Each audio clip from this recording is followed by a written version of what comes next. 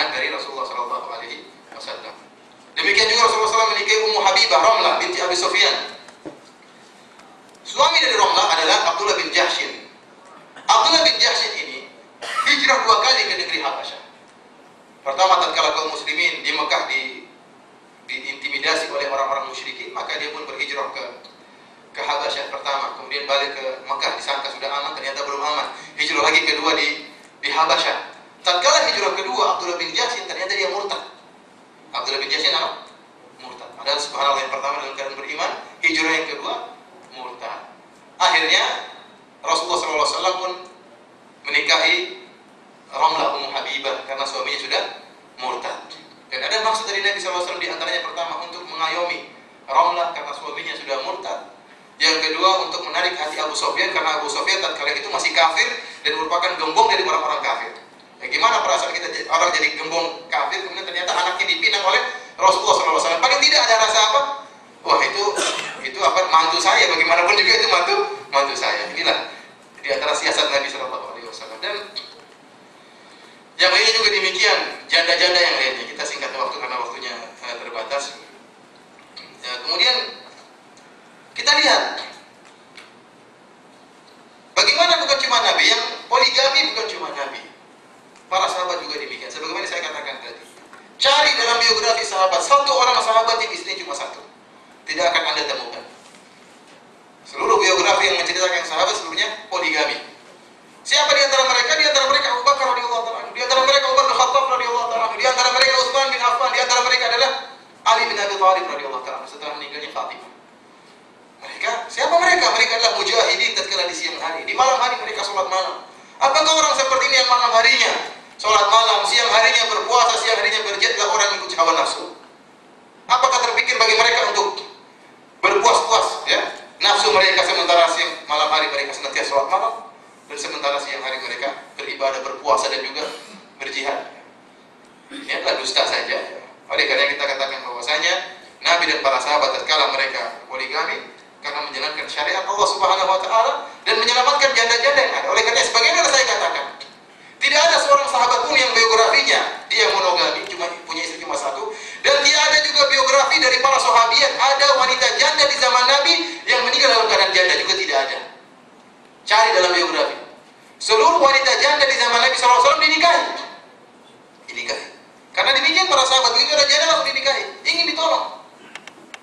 Dan ini saya dengar inilah adat kebiasaan yang masih berlaku di negara Chad. Negara Chad ya. Negara Chad itu ya, kalau ada wanita baru dicerai sudah menanti ya laki-laki yang lain. Jadi dia tidak akan tersia-siakan ya. Hampir tidak ada janda yang tunggang lalu lalang sama tunggang tidak ada kegiatan, semua sudah dinikahi oleh dipoligami oleh laki-laki yang menanti. Kemudian ikhwani fillah Allah yakum, di antara dalil yang atau syubhat yang mereka lancarkan untuk menolak poligami, kata mereka syariat poligami tidak adil. Sebagaimana warisan juga tidak adil. Masa perempuan dapat jatah satu, laki dapat jatah dua? Masa perempuan hanya boleh nikah satu, laki-laki boleh 4? Boleh juga perempuan nikah 4? Ini tidak adil. Ini pertama kita kata ini menyelisih fitrah ya. Fitrah manusia, fitrah wanita itu biasanya kalau sudah ketemu dengan satu cowok sudah dia tentram dengan cowok tersebut. Sementara cowoknya playboy ya, punya cewek banyak. Biasanya perempuan seperti itu, kecuali perempuan yang sudah berubah fitrahnya. Kemudian tidak pas ya, kalau seandainya wanita poligami tidak pas dengan kondisi tubuh seorang wanita. Bagaimana seorang wanita poligami? Dia punya istri suami 4, coba bayangkan. Dia lagi haid, lagi nifas, kadang hamil, dia kadang melahirkan, lagi haid, suaminya bingung cuma 4 orang. Istri kita lagi haid, kita gimana ya? Kita 4 orang ini gimana? Belum lagi kalau timbul kecemburuan di antara suami. Kalau timbul kecemburuan antara perempuan paling umpat-umpatan, lempar-lemparan. Tapi kalau laki-laki bunuh-bunuhan. Bunuh-bunuhan kalau ya, celulitan-celulitan. Kalau sampai suaminya 4, dan ini hewan saja tidak terima. Ya. Hewan saja tidak terima. Kalau ada ayam yang lagi berhubungan dengan istrinya, datang ayam yang lain, nggak mungkin ayam. Apalagi onta bisa bunuh-bunuhan antara 2 ekor onta gara-gara ada onta lagi yang lain jantan ingin menggoda istrinya, menggoda apa? Betinanya. Tidak ada, semua hewan juga seperti ya rame-rame menyerang seorang babi betina. Dan ini adalah adat kebiasaan orang Islam, punya gairah, punya apa? Rasa cemburu yang sangat tinggi. Sampai disebut dalam sejarah, orang-orang Arab itu kalau ada perang, mereka bawa istri mereka supaya tidak kabur dari peperangan. Karena kalau kabur istrinya bahkan jadi tawanan. Dia tidak mau istrinya jadi tawanan. Jadi istrinya harus dibawa biar dia kencang dalam apa? Peperangan. Tidak mau istrinya ditawan. Ya.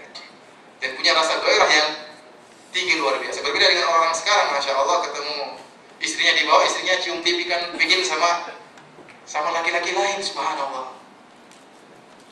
Kita aja kalau istri kita jarinya dilihat sama orang, kita malu, cemburu kita luar biasa. Ini bukan jarinya, pipinya dicium sama orang lain, kita senang. Kenapa? Karena kita juga cium pipi istrinya juga. Nah, ini sudah berubah, dayuth semuanya, sudah tidak punya rasa apa? Gairah. Makanya antum bayangkan kalau ada seorang wanita punya suami 4, lagi ngamuk 4 ini lagi cemburu, bisa bunuh-bunuhan. Kemudian wanita, bagaimana dia mau ngatur 4 orang laki-laki? Ngatur diri dia tidak mampu. Naqisatu aqlin wa din, ya. Akalnya kurang, agamanya kurang. Tidak bisa emosionalnya dia dahulukan daripada akalnya. Mengedepankan perasaannya dan emosionalnya daripada akalnya, sifat wanita. Ini saya sudah jelaskan panjang lebar dalam ceramah yang lain ya, tentang bagaimana wanita yang mengedepankan atifahnya, perasaannya daripada akalnya. Bagaimana kemudian dia mau mengatur 4 orang laki-laki? Makanya secara fitrah tidak mungkin seorang wanita untuk berpoligami. Kemudian bagaimana juga seorang wanita kalau sudah menopause? Coba, 50 tahun dia punya suami 4, masih semangat semua, dia sudah nggak bisa apa-apa, terus gimana?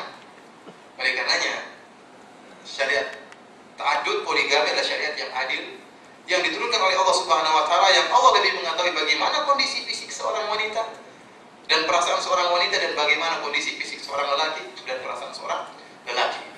Oleh karenanya disitulah letak keadilan, karena Allah menurunkan syariat yang disesuaikan dengan kondisi seorang laki dan disesuaikan dengan kondisi seorang wanita, yaitu boleh seorang laki menikah dengan 4 orang wanita. Ikhwani fillah azanillahu wa iyyakum. Ini sudah habis waktunya. Mau dilanjutkan tidak? Apa kita jawab pertanyaan? Lanjut dulu ya. Tinggal sedikit syubhatnya. Di antara syubhat yang dilontarkan oleh mereka, kata mereka, Nabi SAW saja melarang poligami. Buktinya tatkala Ali bin Abi Thalib mau poligami, Rasulullah larang, tidak ingin istrinya tersakiti, tidak ingin putrinya Fatimah tersakiti. Padahal kalau kita lihat teks hadis tersebut secara lengkap, akan jelas bagi kita sebab kenapa Nabi SAW tidak mau Ali berpoligami. Dalam hadis yang diriwayatkan oleh Imam Bukhari dan Imam Muslim disebutkan, Inna Ali bin Abi Thalib khataba binta Abi Jahal. Ali bin Abi Thalib sudah beristrikan Fatimah binti Muhammad SAW. Kemudian Ali bin Abi Thalib ingin melamar putrinya Abu Jahal. Siapa Abu Jahal?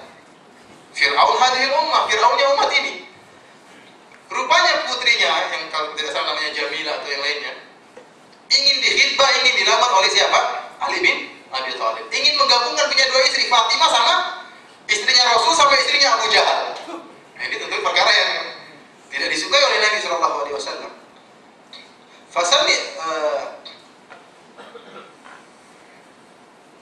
Kemudian Rasulullah SAW pun berkhutbah di hadapan manusia, di atas mimbarnya. Dia mengatakan, Inna Fatimah minni wa anni atakhawwaf an tuftana fi diniha. Sungguhnya Fatimah adalah dariku, keturunanku, dan aku khawatir kalau Ali bin Abi Thalib menikah dengan putrinya Abu Jahal, maka putriku akan terfitnah agamanya.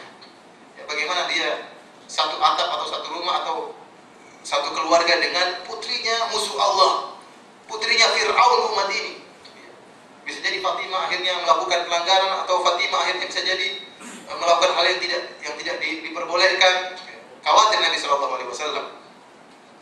Thumma dzakara sihran lahu min bani Abdi Syams fa athna alaihi fi musaharatihi iyyah. Kemudian Nabi SAW menyebutkan tentang hubungan kekerabatan dengan orang lain, dengan dari bani Abdi Syams. Nabi SAW menyebutkan bahwasanya saya punya keluarga yang lain tapi baik.